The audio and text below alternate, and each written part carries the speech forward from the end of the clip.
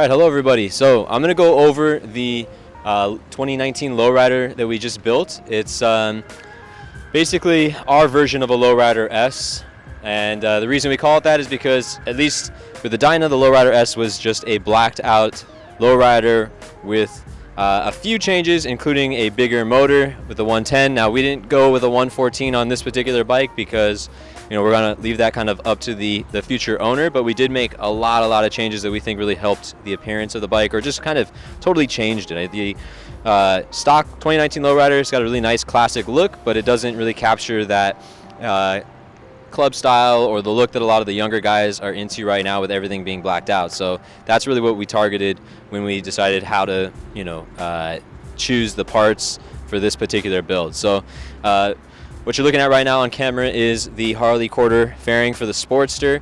We have it mounted on this bike with the Bung King brackets. It's something that we do with tons and tons of Dynas, and now lots and lots of the new Softails. We use the Harley clamps, and we get one of them to be the locking clamp. And that, in conjunction with the Bung King brackets, lets us mount what is a Sportster fairing to something that's clearly not a Sportster. Does a pretty dang good job of blocking enough air when you're on the highway to where it's not obnoxious, the amount of wind that's on your chest, but it doesn't totally change the look of the bike with some massively bulky fairing on the front.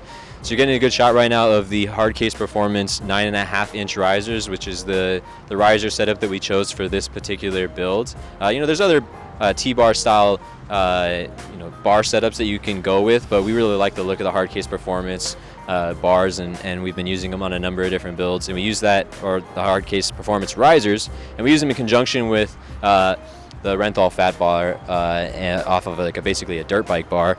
But we think the combination of the two is a pretty good look.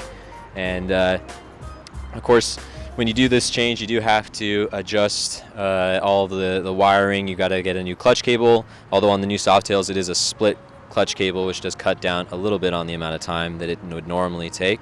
And they actually do a better job of keeping themselves in adjustment now, according to Jamie, and I trust Jamie with everything, so if he says so, then I believe it.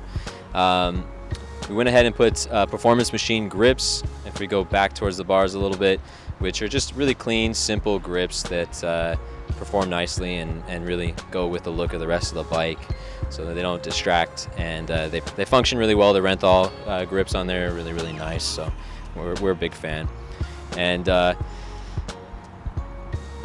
of the other big changes is going to be basically powder coating. So it's all over this bike. So going through and pointing out everything that has been powder coated would take quite a bit of time, but I'll obviously point out some big chunks.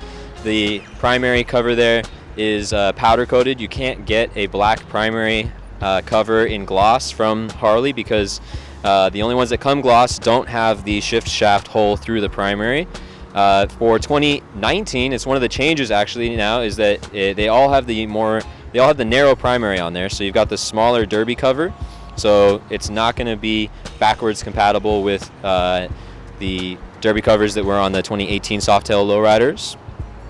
But we powder coated that anyways, so it's not a big deal. But if you were going to replace it with something from one of the new collections, that'd be worth considering. You just saw a shot there of the sprocket for the belt. That's been powder coated. That's chrome normally on the lowrider, so that's a nice little touch, in addition to, of course, the wheel being powder coated. It has to come off when the wheel comes off, so it is just part of the process, and we figured might as well send it over to the powder coaters if we're sending the wheels too. Obviously, the bullet turn signals have been powder coated. We've got the smoked lens on there to complete the blacked out look for the turn signals, and then we went with the Harley, the OEM Harley smoked not turn signal, but tail light setup, along with a lay down plate that we ordered out of Drag Specialties catalog. Not sure what the name of it is, but it is one where you have to trim the license plate to get it in there, and it's very difficult to access from. You can't access it from the front. But it does look pretty incredible on there, so that's why we went with it, even if it's not the most convenient.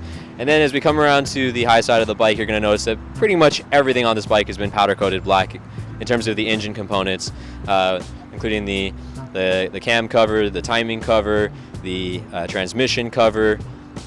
We've got the black heat shields on the exhaust off of what I would assume would be in the catalog for the Street Bob, but we've got it on the lowrider since we blacked everything else out.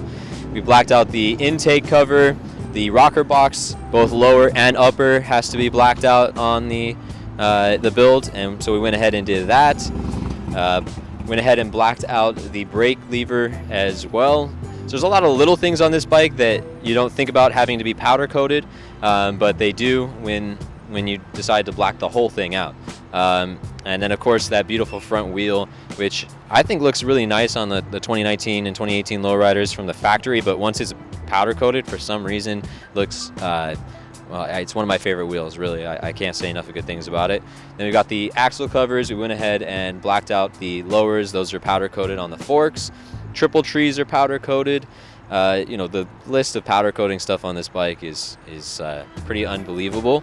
We use a really high quality powder coater. He's got a really good reputation. It is quite expensive, but we think it's well worth the cost on this particular build, because just the overall effect of it when you use a really high quality powder coater is it's kind of show stopping. So it's really reminiscent of my bike. It's a really similar style. I went with the 5-inch riser off the lowrider S, and I went with lowrider S bars because I'm a relatively short guy at 5'7" or 5'8". But for someone that's a little bit taller than me, maybe closer to that 5'11", 6 foot, 6'1" mark, the 9.5-inch risers are probably going to be more comfortable for you. And honestly, they're just a little bit more in tune with what the style of this particular build calls for. You know, the T-bar style is really popular, and this is just bike calls for T-bars. Even though, for me on my bike, it's not what I did. It's obviously a really awesome and beautiful setup on here, and it just really goes with the overall theme of the bike.